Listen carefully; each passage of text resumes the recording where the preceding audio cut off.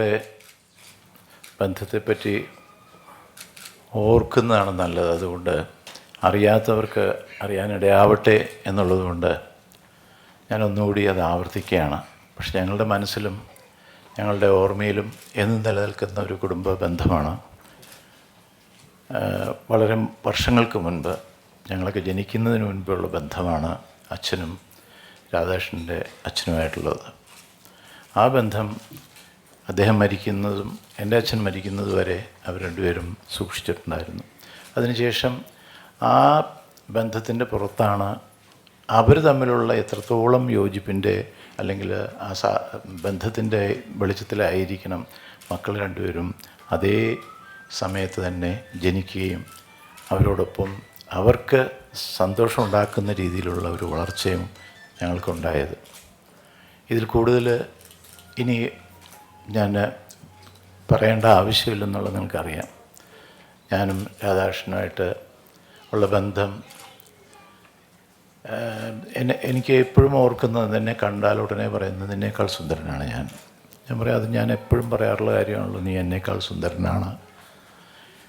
അത് ആ ഒരു സുഖം ഞങ്ങൾ തമ്മിലുള്ളത് അത് പറഞ്ഞു തീർക്കാൻ പറ്റാത്തതാണ്.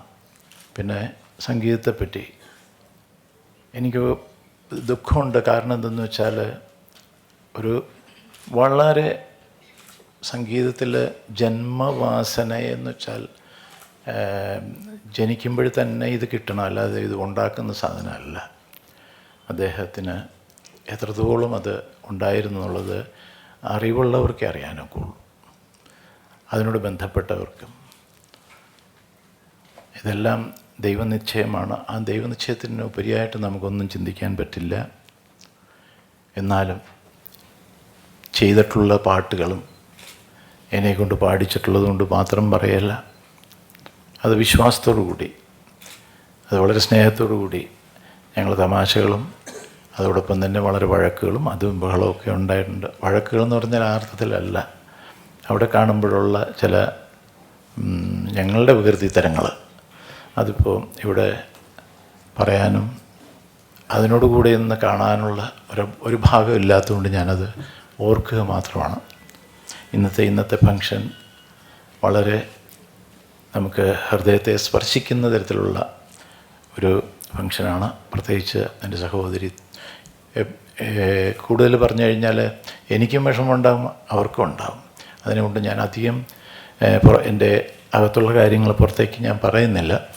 ഇന്നത്തെ ഈ ഫംഗ്ഷൻ അങ്ങേയറ്റം വിജയപ്രദമായി. പ്രത്യേകിച്ച് ഇതിൻ്റെ ഭാരവാഹികൾ, ഈ ചിത്രത്തിൻ്റെ ഭാരവാഹികളോട് എന്നും കടപ്പെട്ടവരാണ് ഞങ്ങൾ. കാരണം എന്തെന്ന് വെച്ചാൽ ഓർക്കാനും അദ്ദേഹം ഈ ലോകത്തുനിന്ന് വിരമിച്ചെങ്കിലും അതിനുശേഷവും ഓർത്തുകൊണ്ടും ബഹുമാനിച്ചുകൊണ്ടും അദ്ദേഹത്തിൻ്റെ പ്രവൃത്തിയെ വലിയ നിലയിൽ കണ്ടുകൊണ്ട് അതിനെ പ്രോത്സാഹിപ്പിക്കാൻ ഒരുമ്പെട്ട എല്ലാ വ്യക്തികളോടും ഞാൻ ഒന്നുകൂടി ഞങ്ങളുടെ കുടുംബം എന്നുള്ള നിലയ്ക്ക് പറഞ്ഞുകൊണ്ട് ഞാൻ എൻ്റെ വാക്കുകൾ നിർത്തുന്നു.